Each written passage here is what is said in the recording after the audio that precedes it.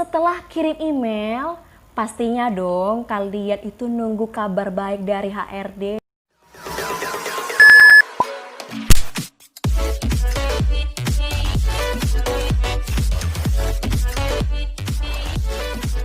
Hai guys, welcome back to my YouTube channel. Apa kabar kalian semua? Semoga tetap semangat dalam menjalani aktivitasnya. Ketemu lagi dengan aku Josephine Ria. Siapa nih kalian yang belum nonton video aku sebelumnya tentang Q&A? Kalau belum, aku cantumin di iCards-nya ya. Tinggal klik aja. Dan kali ini aku akan ngasih tips tentang 7 tips sebelum melamar pekerjaan. Nih, pasti semenjak pandemi ini kan banyak kan yang di PHK ataupun yang baru lulus kuliah pasti sangat kesulitan untuk melamar pekerjaan. Aku sangat prihatin dalam kondisi itu, tetapi kalian jangan sedih, kalian tetap semangat ya untuk melamar pekerjaan. Dan bagi kalian yang udah lamar sana, lamar sini tapi belum kunjung dipanggil, coba deh kalian nonton video ini dan simak baik-baik tips-tipsnya. Tips ini berdasarkan pengalaman aku yang aku baca dari buku maupun dari YouTubers lainnya yang memberikan tips juga. Aku rangkum dalam buku ini, aku rangkum menjadi sedemikian rupa. Oke, tanpa berbasa-basi lagi, lanjut aja yuk ke tips yang pertama. Ketika kita melihat informasi lowongan pekerjaan di media sosial seperti Instagram, LinkedIn, Facebook, atau mungkin Jobstreet, atau mungkin juga dapat informasi itu dari media cetak seperti koran, majalah, atau informasi yang dikasih sama teman, yang pertama harus kita perhatikan adalah lihat dan baca baik-baik dengan teliti. Perusahaan tersebut itu lagi membuka posisi apa, entah admin, sekretaris, resepsionis, desain grafis, aku nggak tahu, dan lain-lainnya. Kalian harus baca itu dulu, lowongannya itu posisi apa. Kedua, lihat kualifikasi yang tertera di lowongan itu. Kalau misalnya ada tulisan minimal 2 tahun experience, berarti para fresh graduate skip aja kalau ada tulisan seperti itu. Karena apa?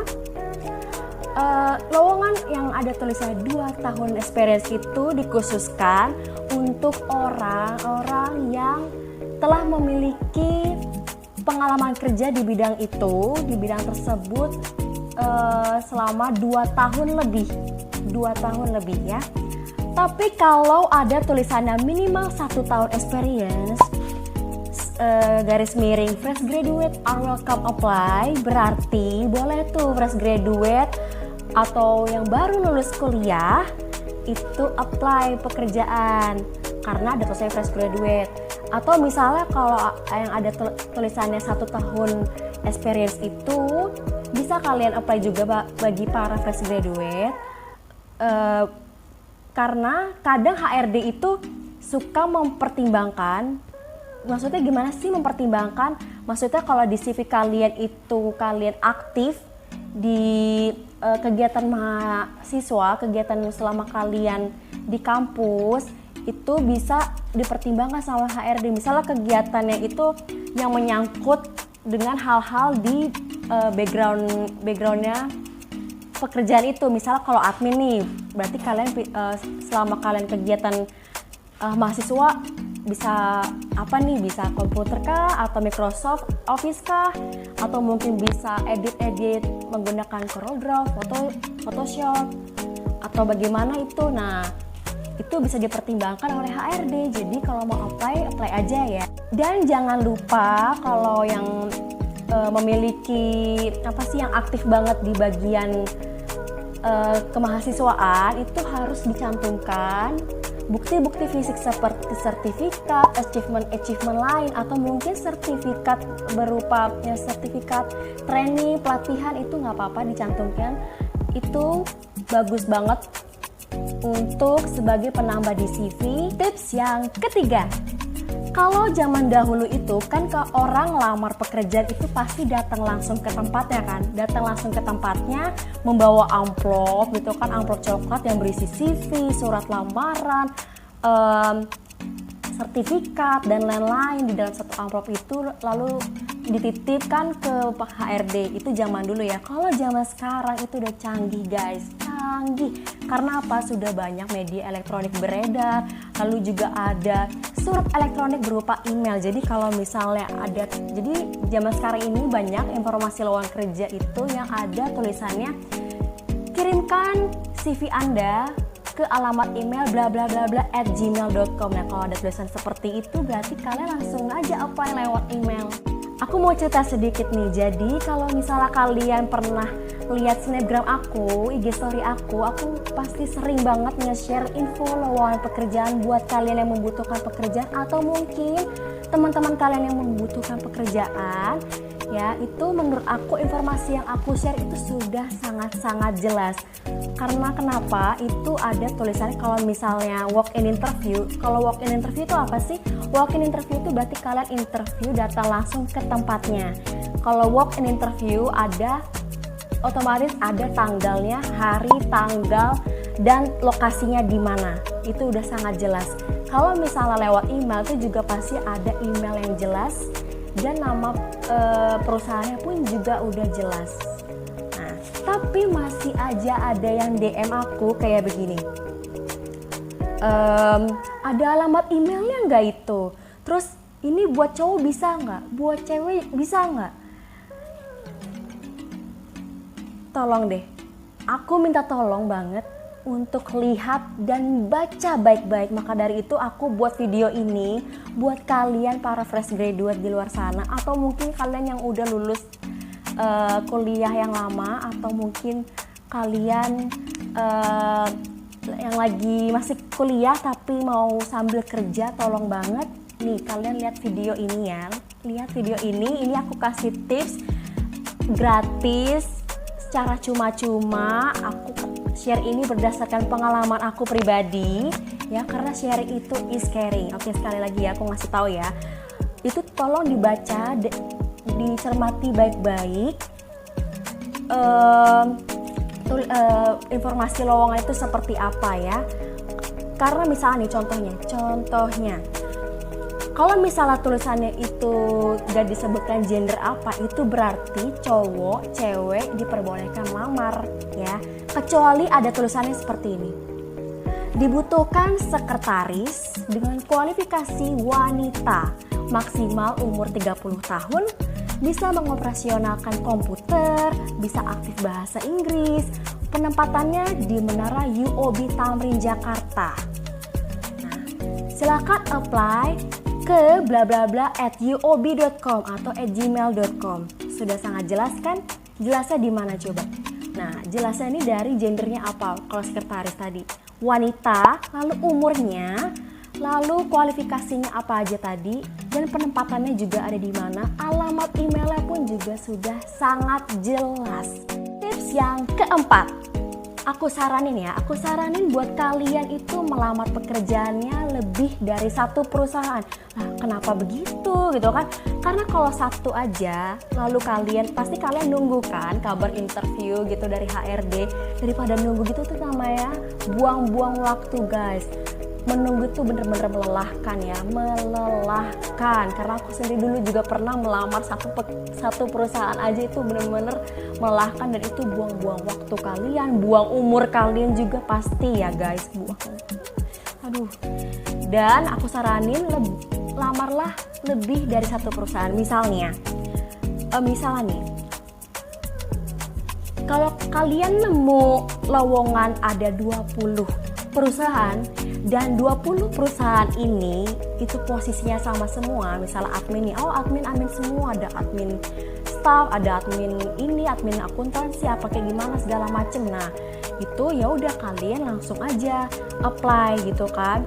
Tinggal bikin email, lalu di tujuan yang kalian mau kirim itu ketik alamat email 20 perusahaan itu. Lalu jangan lupa tulis subjeknya ya. Kadang orang juga suka lupa nih yang di subjek. Subjek itu formatnya seperti ini. posisi yang dilamar, underscore nama kalian. Itu harus ya guys, karena sebagai penanda kalau kalian itu bener-bener calon pelamar. Lalu bagian badan email ini juga harus diisi guys, jangan kosong melompong. Bagian badan email ini terdiri dari kalimat pembuka, isi, dan kalimat penutup. Ingat ya, kalau mau aku contohin bagaimana sih cara menulis badan emailnya ini, nanti di video selanjutnya aja ya guys. Lalu jangan lupa setelah menulis alamat emailnya, subjek, dan badan emailnya, jangan lupa kalian itu lampirkan surat CV, lamaran, lalu piagam, sertifikat atau achievement lainnya kalau ada ya, atau mungkin juga pelatihan apapun itu cantumin aja. Tapi semua yang tadi aku sebutin itu kalian jadiin satu PDF. Setelah kalian mengetik email tadi ya, diusahakan kalian mengecek terlebih dahulu nih, ada yang typo nggak, ada yang salah nggak sih penulisan emailnya, penulisan titik, koma, spasi, huruf besar, huruf kecilnya, lalu nama bapak ibunya apa bagaimana itu. Nah, itu diperhatikan lagi, dicek lagi dari atas sampai terakhir. Kenapa begitu? Karena itu menandakan bahwa kalian itu teliti dalam pekerjaan. Setelah itu, setelah kalian cek ulang, baru kalian kirim email itu. Udah deh. Dan jangan lupa kalian kasih label kuning atau yang tulisannya mark as important. Tips yang kelima, setelah kalian mengirim email tadi, pastinya dong kalian menunggu kabar baik HRD kan, balasan interview lewat email atau lewat telepon gitu kan. Nah, daripada kalian nganggur seperti itu, mending kalian gunakan waktu kalian secara positif. Seperti kalau misalnya kalian suka main musik, main gitar, piano, atau suka nyanyi, kalian bisa cover lagu, bisa tutorial cara main gitar, cara main piano, lalu share ke teman-teman kalian. Atau kalian yang suka masak nih ya, kalian bisa nih bikin video, ngasih tutorial, ngajarin teman-teman juga bisa. Atau mungkin bagi kalian yang suka traveling nih, kalau yang suka traveling bisa loh guys, sharing nih tempat-tempat wisatanya apa aja. Siapa tahu teman-teman di luar sana itu tertarik dan ingin traveling juga nantinya.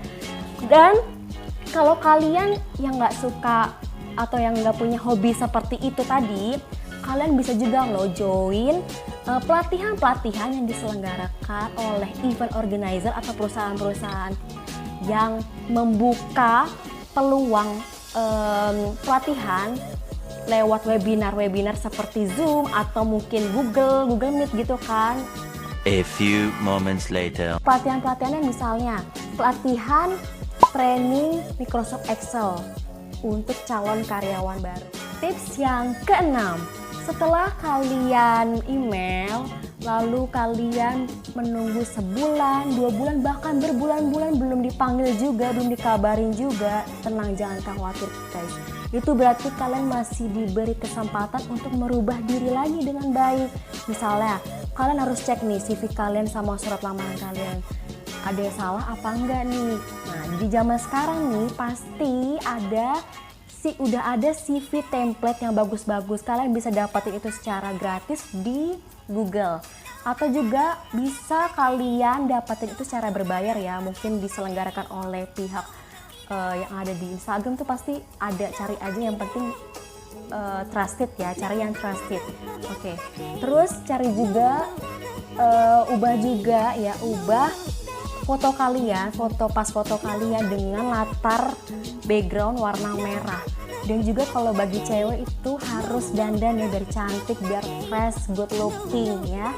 Lalu kalau untuk cowok penampilan itu juga harus rapi, jangan yang berjenggot. Tips yang terakhir yang ketujuh, jangan lupa berdoa. Pasti kalian pernah dengarkan moto ini, ora et labora, yang artinya bekerja sambil berdoa. Kalau kalian udah rajin berdoa, lalu juga usaha terus sesuai dengan kemampuan kalian, pasti deh percaya kalau Tuhan akan mengabulkan doa kalian. Dan ingat, dimanapun kita berada dan di segala situasi apapun yang kita alami, jangan lupa untuk tetap bersyukur dan berdoa sama Tuhan. Karena apa? Di segala cobaan pasti Tuhan selalu ada buat kita. Dan yang pasti berdoa sesuai dengan agama dan kepercayaan kita masing-masing.